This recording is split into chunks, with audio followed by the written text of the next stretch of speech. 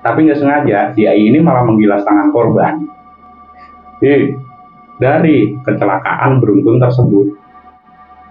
Halo, sebelum memulai videonya, izinkan saya untuk memulainya dengan perkenalan terlebih dahulu. Nama saya Sutrisno. Jadi kisah yang akan saya ceritakan ini adalah salah satu kisah yang saya temukan di internet yang terjadi pada tahun 2022 kemarin. Jadi belum lama banget ya. Jadi tepatnya itu menjelang Lebaran, pas waktu keberangkatan mudik. Jadi sebut aja namanya itu dia Yai. Nah, jadi si AI ini dia itu sangat menikmati perjalanan menggunakan sepeda motor. Kalau buat perjalanan jauh itu kan emang rasanya tuh kayak hembusan anginnya itu kayak yang sembriwing gitu kan. Dan ini kemungkinan dia itu memilih perjalanan itu waktu pada malam hari. Soalnya kalau misal kayak yang pagi hari itu kan ketemunya kan pasti siang, meskipun segede apapun anginnya itu kan biasanya tetap aja panas juga, nyiksa itu. Belum lagi kalau kayak ketemu macet atau kondisi yang kita nggak pernah duga sebelum kita berangkat gitu kan. Buat pengendara motor pasti paham banget yang saya maksud. Rasanya itu sangat menyebalkan itu, beneran. Nah, pada saat di perjalanan, si AI ini melihat di simpang pertigaan daerah Indramayu terjadi kecelakaan beruntun. Seketika dia banting setir motornya itu ke arah kiri buat ngindarin kecelakaan. Tapi nggak sengaja, si AI ini malah menggilas tangan korban. Dari kecelakaan beruntun tersebut. Ada, ya toh Kang, wis ngerti ono kecelakaan, boleh mending alon-alon sithik. Sebaiknya itu kan mending namanya kita udah tahu ada kecelakaan di depan, paling nggak itu kan kita udah punya gambaran gitu ya. Oh ini kecepatannya mesti gimana dikurangin atau mending berhenti sebentar gitu kan sampai mastiin jalanan pokoknya aman nih gitu kan buat nerusin perjalanan gitu kan. Tapi itu apa yang dirasa ya, misalnya kayak kita sendiri aja nih, kita sendiri gitu kan, ngerasain misal kayak kita nabrak kucing aja. Kadang kita pengennya itu berhenti, begitu berhenti meskipun kita udah pasti ini kalau kucingnya itu masih hidup, meskipun kita nggak bisa jamin itu dia nggak apa-apa gitu kan, udah pasti apa namanya, entah namanya ketabrak gitu kan. Tapi kan kita kayak nyampe rumah itu kayak masih kebayang aja gitu, apalagi ini ngelindes tangan korban kecelakaan. Ada yang mau bayangin di sini. Nah, akhirnya dari insiden itu kisah mistis Yai ini dimulai melepuh kan. Nah, jadi dari kejadian yang dialami sama si Yai ini, dia itu nggak memperdulikan kejadian tadi. Pokoknya gas, labas terus. Walaupun panik, si Yai ini tetap melanjutkan perjalanannya. Pokoknya dia nggak mau ambil pusing lah. Jadi yang dia pikir, dia nggak ikut ngalamin kecelakaan ini gitu kan, jadi nggak ada luka-luka juga di badan gua kan. Istilahnya mikirnya mungkin gampangnya begitulah.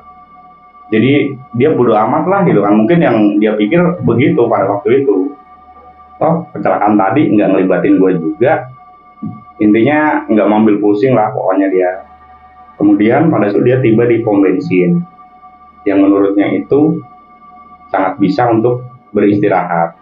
Yang penting gue bisa selonjoran lah gitu kan, namanya habis menempuh perjalanan jauh ya enggak, cocok. Terlebih dia itu lelah di perjalanan dan melihat langsung kejadian kecelakaan beruntun. Selain itu juga dia ngerasain lapar kan. Nah akhirnya dia itu ngistirahatin, dia naruh motornya itu di pelataran musola di pom bensin tersebut. Dia juga melihat beberapa orang lainnya yang mungkin sama bakal mudik. Selain itu juga dia ngelihat ada beberapa korban kecelakaan yang dia temuin tadi, meskipun dengan luka yang nggak terlalu parah sebenarnya. Akhirnya si AI ini dia memutuskan untuk istirahat di ruang musola yang dia singgah itu tadi.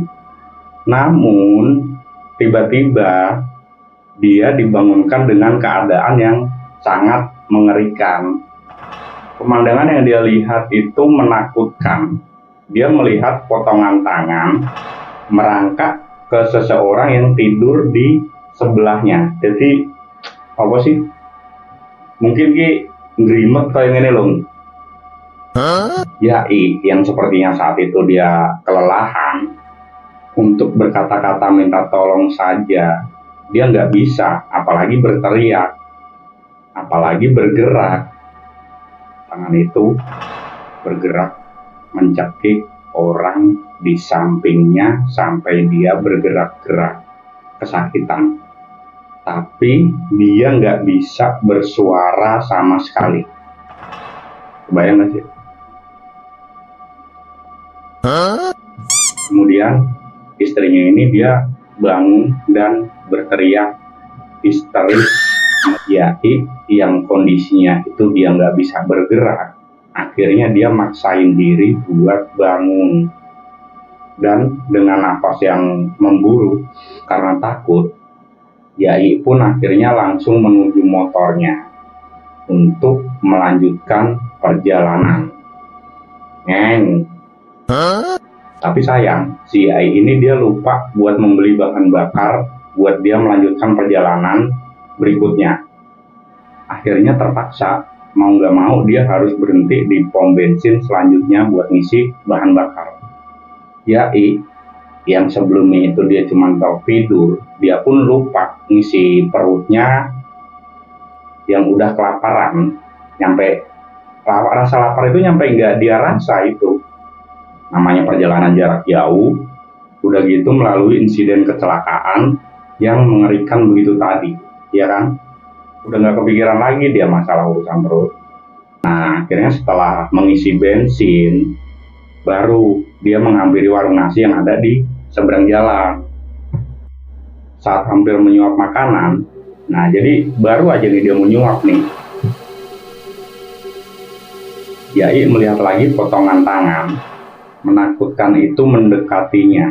Jadi kayaknya tuh kejadian itu tuh kayak yang benar-benar udah, entah itu kejadian bener atau halu yang udah mempengaruhi pikiran dia, tapi yang jelas itu dia kayak yang udah bener-bener parno. Nah udah jelas sontak akhirnya dia berlari dah tuh ketakutan kan, ya kan. Begitu juga sama orang-orang yang ada di warung itu tadi, dia itu pada ikut berlari ketakutan. Jadi rupanya kayaknya yang ngelihat itu bukan cuma si Yai ini doang, tapi kayaknya orang yang ada di warung-warung itu pun juga ikut ngelihat apa yang dia lihat. Nah si Yai ini akhirnya dia kayak yang bodoh amatan gitu lah, akhirnya dia tetap langsung lari, cabut, dan nggak peduli dengan makanannya. Itu pun langsung tancap gas, melarikan diri dengan motornya. Jadi kayaknya si Yai ini tipenya itu orangnya itu kayak yang nggak pedulian gitu, kayak yang bodoh amatan gitu. Nah setelah itu akhirnya Yai sampai di kampung halaman. Nah setelah sampai rumah, dia ngeliat rumahnya itu dalam keadaan kondisi sepi, karena katanya anggota keluarga itu semuanya menghadiri undangan pernikahan. Dia pun memutuskan mandi dan beristirahat. Pas lagi turu, baru juga mau tidur, Yai melihat potongan tangan tersebut. Duh, mumet. Yai melihat lagi potongan tangan tersebut. Kaget dan takut menyelimuti Yai. Dia pun berlari dan tersudut di pojok kamar akhirnya. Dan tidak bisa bergerak lagi. Sedangkan potongan tangan itu terus saja mendekatinya dan menarik tangan Yai. Mungkin batin wong iki nek tangan boneka sing nggo pajangan, pakaian ngono tak saduk Yai. Boneka kae lho sing tak maksud. Sing neng toko-toko pakaian kae lho, toko baju. Sampean kabeh paham kan maksudku? Kemudian tangan itu pun terus mendekati Yai, kayak yang nggak nyerah gitu. Dia udah berteriak berkali-kali, tapi tetap nggak ada yang mendengar suara dia. Yai udah nggak bisa lagi bergerak dengan kondisi mata yang udah melotot. dan mulai kehabisan oksigen. Antara takut karena ngeri dan takut mati, Yai udah nggak bisa melakukan apa-apa lagi. Asem ya, jadi melu kegowo halu aku. Keadaan Yai udah berada di ujung tanduk. Beruntung kakeknya itu datang dan menarik tangan itu sampai berguling-guling untuk ngelawan. Yai yang saat itu panik ngelihat kengerian, tapi yang kayak ngerasa perlu harus ngebantu kakeknya, dia pun akhirnya mau nggak mau berdiri. Kenapa gue yang berdiri ya? Dan mengambil jebakan tikus di kamarnya. Waduh, jadi si Ai ini kayaknya udah siap atau gimana gitu kan, nyampe langsung kepikiran buat ngambil jebakan tikus. Mau biar naik tangan gue kena jebakan tikus ya ora bisa kena kerangkeng tangan ini. Warau. Nah, akhirnya kakeknya pun dia itu ngelempar tangan itu sampai akhirnya terjepit jari-jari tangannya itu.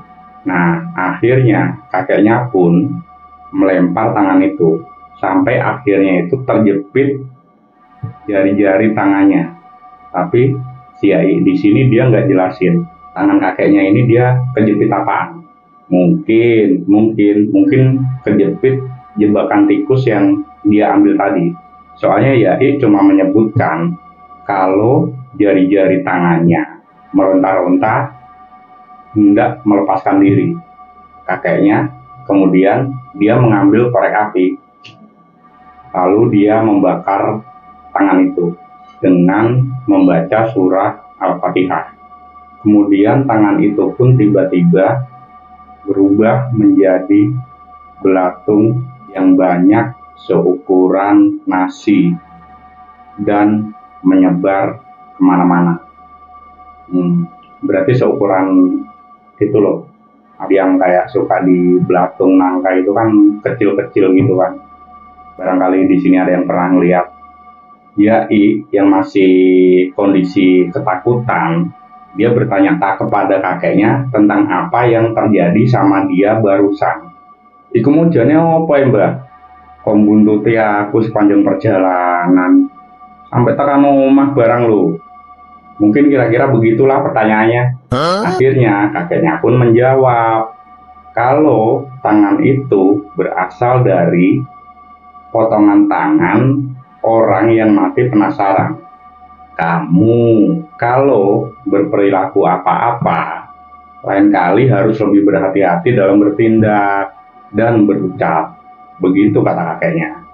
Mulane le, nek ngopo-ngopo ki sing hati-hati, aja sembrono. Kira-kira ngono lah garis besare. Nah, Yai pun akhirnya menjelaskan kejadian kecelakaan beruntun yang ia lihat saat perjalanan pulang tadi. Ya kek, tadi di jalan ada kecelakaan beruntun dan aku nggak sengaja ngiles tangan itu, namun langsung pergi. Nah, kui kang mulane bernabrak tangan langsung lungo kaya wong ora dosa. Aturan komunikasi dulu sama yang ngurus kecelakaan. Kalau udah ada polisi yang ngurus, ya sama polisinya. Kan enak aturan ya begitu. Langsung merat sampai nak udele dewe ya. Akhirnya kakeknya itu menasihati cucunya nih. Mulane Yai. Neneng dindikin dungo. Kalau kemana-mana tuh dalam keadaan apapun itu berdoa dulu. Kira-kira begitulah. Ya kayak jawab si Yai. Yaudah, sekarang kamu istirahat. Jangan ceritain hal ini ke orang rumah. Jelas kakeknya lagi yang dijawab Yai dengan anggukan kepala. Semenjak hari itu, teror potongan tangan hantu itu pun sudah tidak ada lagi dan tidak lagi mengikuti si Yai kemanapun dia pergi.